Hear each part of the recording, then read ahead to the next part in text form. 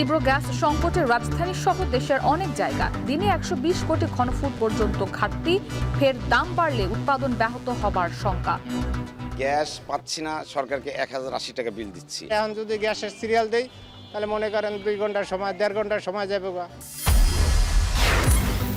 দ্রুত নির্বাচন হলে জনগণের শক্তি বাড়বে, দূর হবে সংকট, বললেন মির্জা ফখরুল। এবি পার্টির প্রথম কাউন্সিলের সভাপতি মুজিবুর রহমান মঞ্জু। শিগগিরই নির্বাচনী রোডম্যাপ জানালেন পররাষ্ট্র উপদেষ্টা। কমিশনের প্রতিবেদনের পর রাজনৈতিক দলের নিবন্ধন নিয়ে সিদ্ধান্ত, সিলেটে সিইসি।